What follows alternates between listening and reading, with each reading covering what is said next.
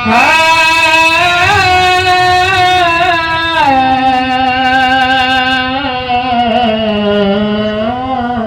बात है, यही तो सुर है।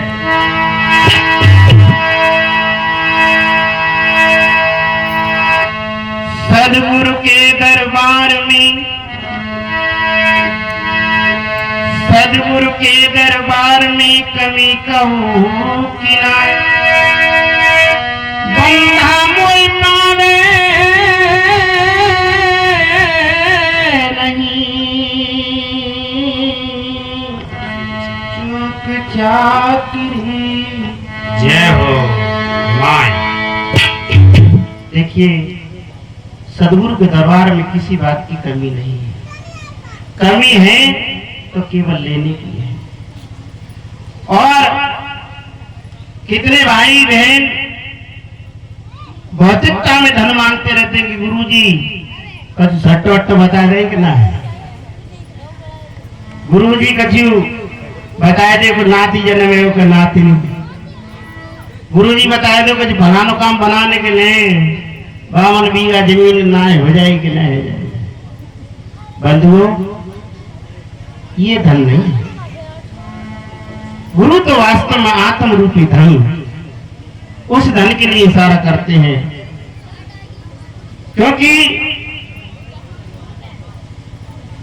कहा गया है गोधन, गजधन और बाजधन और रतन धन खान, जब आवे संतोष धन सब धन धूल समान। जब संतोष आ जाता है तो सब धूल के समान लगता है। कितने भाई बहन कहते हैं महाराज हमें नींद नहीं आती, मैंने कि सोचते रहते होंगे, ज्यादा चिंतन चलता रहता होगा इसलिए नींद नहीं आती है। सोचना बंद कर दो, नींद आ जाएगी। तो महाराज करें का, यही तो बीमारी है जी, ना हट गई। बंधुओं, विचार करें, जब छोटे थे, बचपन था, तब क्या सोच रहे थे? कोई चिंता थी, कोई फिक्र थी? लेकिन जैसे जैसे जैसे जैसे संसारी हवा लगी और इतनी जोर से आपको चिंताएं भी बढ़ गई। तो आइए गुरु वंदना करते हुए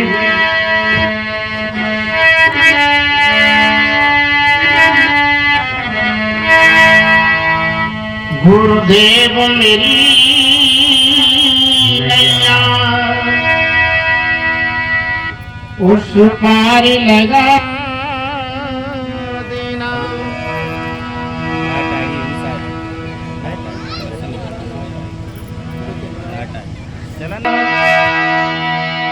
उस पार लगा देना। अब तक तो निभाया है, आगे भी निभा देना। गुरुदेव मेरी नैया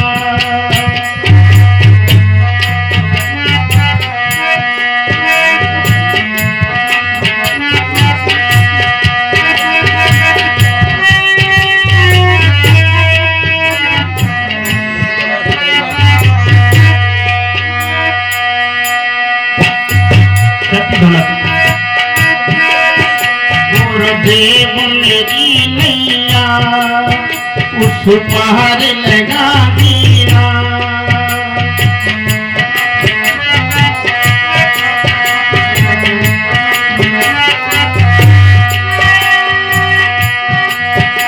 अब तक तो निभाया है, आगे भी निभाएगा।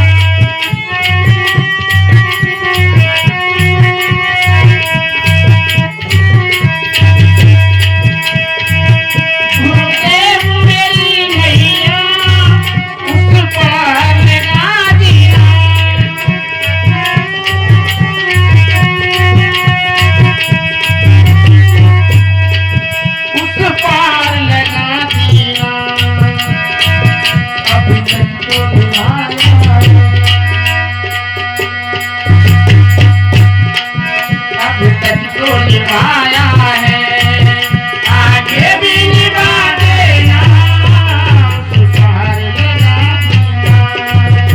गुरुदेव मेरी नैया।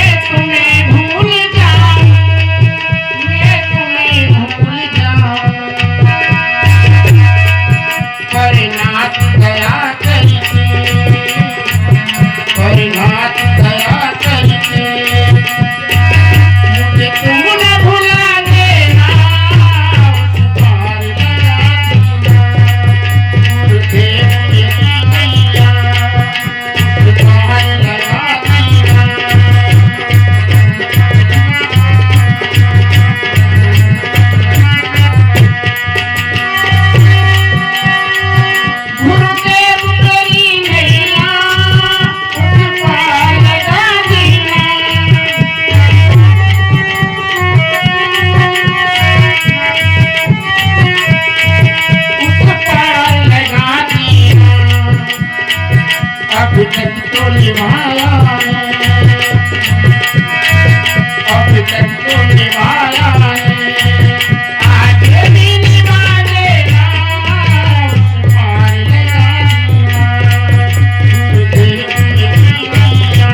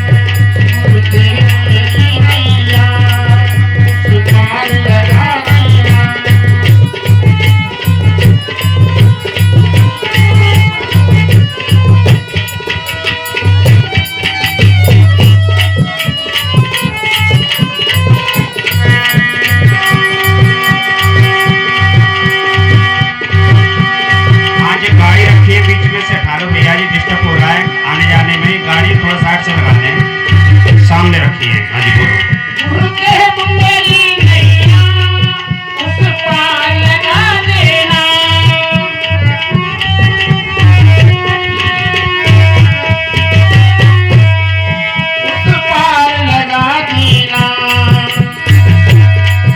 अब तक तो निभाया है, अब तक तो निभाया है, आगे भी निभा देना, पार लगा देना गुरुदेव मेरी नैया।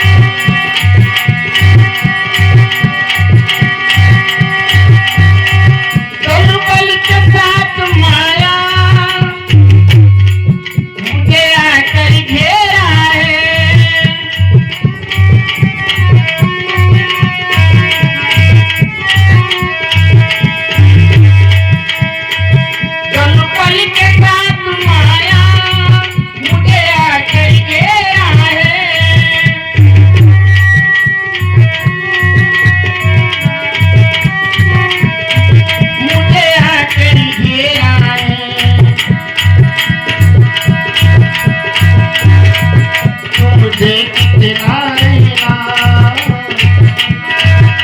मुझे कितना रहना, आकर के बचा लेना, पार लगा देना, मुझे मेरी नैया, उस पार लगा देना।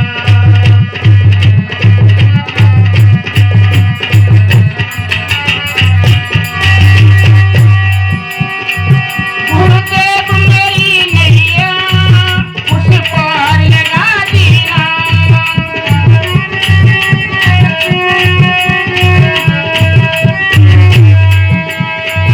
गुरुदेव मेरी नैया, उस पार लगा देना, उस पार लगा देना। अब तक तो निभाया है, अब तक तो निभाया है, आगे भी निभा देना, उस पार लगा देना। गुरुदेव मेरी नैया, उस पार लगा देना।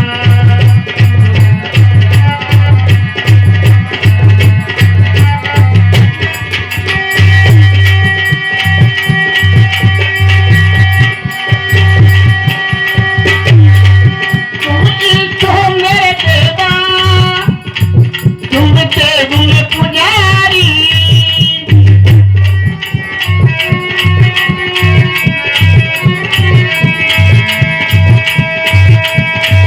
तुम तो मेरे दाता, तुम देव में पुजारी।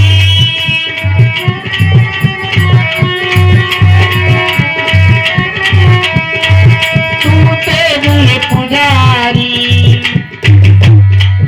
चरणों में जगह देकर, चरणों में जगह देकर, मुझे अपना बना लेना, उस पार लगा देना। गुरुदेव मेरी नैया, उस पार लगा देना।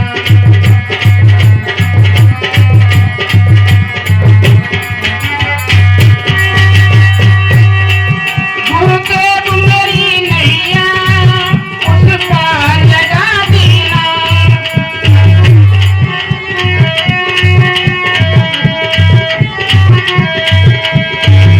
उस पार लगा देना। अब तक तो निभाया है, अब तक तो निभाया है, आगे भी निभा देना, उस पार लगा देना। गुरुदेव मेरी नैया,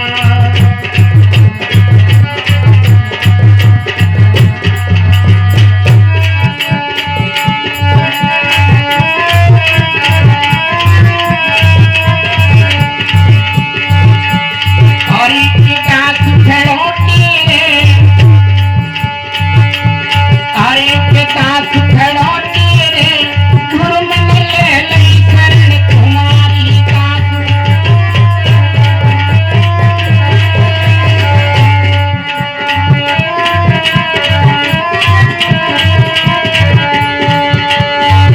हे गुरु मन ले लई शरण तुम्हारी, हरि गुरु मन ले लई शरण तुम्हारी। विकास खड़ोटी रे, गुरु मन ले लई शरण तुम्हारी दास।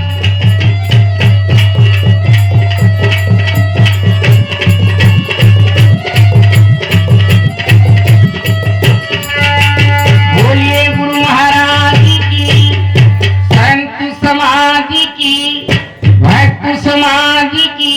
जय। बंधुओं, सदगुरु कहते हैं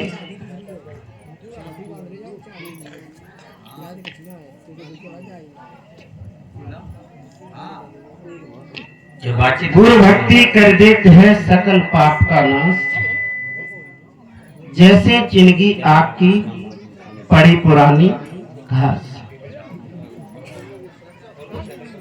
ये साखी का बहुत ही सुंदर सदगुरु ने भाव अर्थ दर्शाया है। अगर ये साकी हमारे गले उतर जाए तो फर्क क्या है कि हम सत्संग अंदर नहीं जाने देते हैं। यदि सत्संग अंदर चला जाए तो मैं दावे के साथ कहता हूं कि पूरा घर आंगन बदल जाएगा। लेकिन हमारे भाई बहन क्या करते हैं कि आगे आगे पाठ और पीछे थे। एक जगह सत्संग हो रहा था, बड़ी भीड़ जुड़ी हुई थी, और ये तो खैर एक छोटा ही सा ही मंच है, लेकिन जहां लाखों लाखों की भीड़ होती है वहां भीड़ की भीड़ जाती है बड़ी श्रद्धा के साथ और वहां सेवा करती है। लेकिन उसके पश्चात उस भीड़ में भी वो कुछ ले नहीं पाते। बंधु एक माता जी सत्संग सुनने के लिए गई, सत्संग सुनने के लिए। उनके पति देव किसान थे, खेती का काम करते थे। उन्होंने अपने पति से कहा सुबह ही कि देखो जी आज सत्संग होने जा रहा है और मैं सत्संग में जाऊंगी। उन्होंने कहा ठीक है देवी जी चली जाना, लेकिन बच्चों के लिए खाना पीना बना करके आप चले जाना। क्या आप नहीं चलोगे? उन्होंने कहा देखो खेत में बहुत काम है, तो मैं खेत में काम कर लूंगा और शाम को जब आप आ जाएंगे सत्संग में से, तो शाम को जब खाना पीना खा करके और तुम मुझे सुना देना, तो आम के आम गुठलियों के दाम हो जाएंगे, क्योंकि घर का काम भी नहीं बिगड़ेगा और मुझे भी गुरु महाराज की बातें सुनने के लिए मिल जाएंगी। देवी ने कहा ठीक है। बंधुओं देवी जी तो चली गई सत्संग सुनने और पति महाराज भी बेचारे चले गए खेत में, अपने लड़ाई उड़ाई करते रहे। यहां पे भी मैं देख रहा हूं काफी भाई बहन तो ताश जुआ पत्ते में लगे और कुछ भी काम नहीं है उनके पास, लेकिन अच्छी जगह जाने के लिए समय नहीं। बंधुओं देवी जी जब सत्संग सुनने के लिए गई और पति महाराज खेतों में काम कर रहे थे, सत्संग खत्म हुआ। सत्संग में बड़ी सुंदर सुंदर बातें सुनाई कि देखिए सबसे उत्तम काम है सेवा करना। पहला काम क्या है? सेवा करना। और दूसरा काम है अपने परिवार को बढ़िया अच्छा खाना खिलाना। तीसरा काम है अपने पति की आज्ञा का पालन करना। माइक बिगड़ गया। बंधुओं सत्संग समापन हो गया। देवी जी सत्संग सुनने के बाद प्रसाद वितरण हुआ, प्रसाद लेकर के घर आई। इधर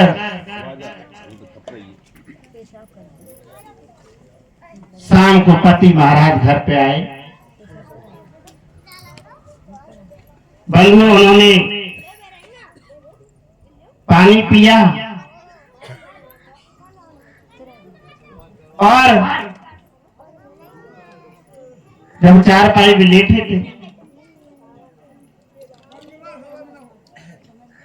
और लेटते समय पति देव ने कहा देवी जी सत्संग सुने आई? उन्होंने कहा हाँ पति देव मैं सत्संग सुना है। क्या अच्छा ये बताओ सत्संग कैसा हुआ? पत्नी ने कहा कि सत्संग इतना बढ़िया हुआ, इतना बढ़िया कि क्या बताऊं कि सत्संग तो मेरा आने का मन ही नहीं हो रहा। पति देव ने कहा तो ठीक है आप लौटिए, जो अच्छी बात है। बंधुओं, पति ने कहा अच्छा ये बताओ सत्संग में क्या सुनाया। उन्होंने कहा देखो सबसे पहले काम गुरु महाराज ने बताया कि सेवा करना। अच्छा दूसरा बताया कि जी बाबा ने माता अपने घर आंगन को साफ सफाई रखना। जी बहरे जो वैसे बोलना। और तीसरा काम ये था कि बढ़िया भोजन अपने खाए और बच्चों को खिलाए, अपने पति को खिलाए। चौथा काम कि चौथा ये कहा कि समय मिलने पर अपने पति की सेवा करना। सोए पति महाराज ने लंबे पैर पसारे, बोले आज उन्हें गुड़ दावे थे। सवेरे तो बड़पा चला रहे खेतों में, अब घुटने में दर्द है रहा है। देखो तभी तो तुम्हारे बैठा था ना, अब हमें देखा था तो परियां दुखने लगी। पति ने कहा भाई तुम तो सत्संग सुन के आई, अभी तो बता रहे गुरु जी ने बड़ा पाठ पढ़ाओ। तो माँ पढ़ाओ ना धूल पढ़ाओ। बंधुओं यही सब करा धरा पानी हो जाता है। ऐसा सत्संग नहीं सुनना चाहिए। 100 बातें बताई जाए तो एक बात जरूर हृदय में चली जाए, और एक बात ही आपके जीवन में परिवर्तन कर दी। एक रानी का हार चोरी हो गया और किसी भैया ने चुरा लिया और खेत में छिप करके बैठ गया। जब राजा साहब को पता चली कि रानी साहब का हार चोरी हो गया, सिपाहियों को आदेश दिया कि जाओ ढूंढो चोर को। चोर को ढूंढने लगे, लेकिन चोर बड़ा सच्चा था, अच्छे गुरु का चेला था। उसने ये कह दिया कि गुरुजी सब काम की कहिए पर चोरी की मदद मत करना। गुरु ने कहा कि ठीक है चोरी तू करना जरूर, लेकिन मेरी एक बात मानेगा। उन्होंने कहा बोलो। कौन सी बात? कि झूठ नहीं बोलेगा। और ये उसने दृढ़ संकल्प ले लिया अंदर में कि चोरी तो जरूर करूंगा पर झूठ नहीं बोलूंगा। बंधुओं, सिपाही आवाज लगा रहे घोड़ों पे कि भैया रानी साहब का हार चोरी हो गया, हार चोरी हो गया। उसके कानों में आवाज गई खेत में, ईख के खेत में छुपो बैठो, गन्ना खेत में। और एकदम हाथ ऊंचा उठा करके बोला भैया चोर यहाँ बैठा है यहाँ। दरोगा सिपाही चौंके, उन्होंने कहा कि भैया जी तो बड़ा चोर अच्छा है, ये कैसा चोर, ऐसी डर भी नहीं कि हाँ तुमने चोरी की है? कहा मैंने चोरी की है भैया, आ जाओ कि भैया तुम ही बाहर आ जाओ, इसके खेतों में हम अंदर आ गए। तो सिपाही डर पते कि कोई कट्टा अट्टा न चलाए। बंधुओं बाहर आ गया और बाहर आकर के दरोगा जी ने कहा हाँ क्या चोरी की? कि ये हार चुराया है। जेब में से निकाल करके हार दिखा दिया चमकता हुआ। जैसे ही हार देखा, दरोगा ने कहा चोर तो हमने बहुत देखे पर ऐसा दमदार नहीं देखा। अच्छा चलो आपको राजा साहब के पास ले चलते हैं। चलिए ले गए।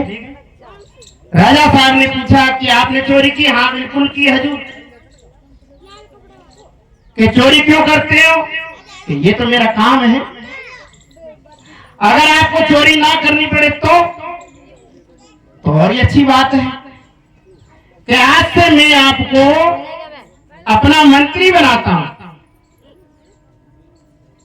राजा ने सोचा कि ये भी बढ़िया आदमी, कि चोरी तो जरूर करूंगा पर झूठ नहीं बोलूंगा, क्योंकि ये वचन मेरे गुरु ने ले लिया है कि गुरु जी झूठ नहीं बोलते। तो राजा ने भी विचार कर लिया कि जो झूठ नहीं बोलेगा तो ऐसा मंत्री तो बहुत ही अच्छा है, तो इसे पद दे देना चाहिए। तो बंधुओं देखिए चोर को कहा मंत्री का पद मिल गया एक गुरु के वचन से।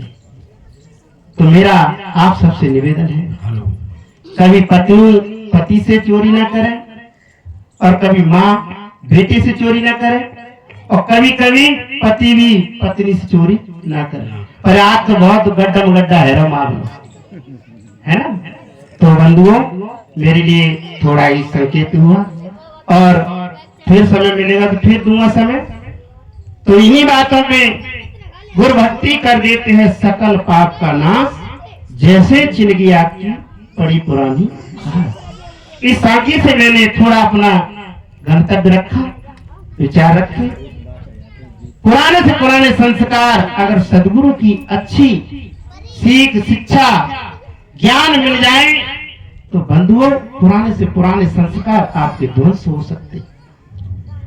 इन्हीं शब्दों के बीच, इन्हीं वाणियों के बीच मैं अपनी वाणी को विराम देता हूँ। बहुत बहुत धन्यवाद।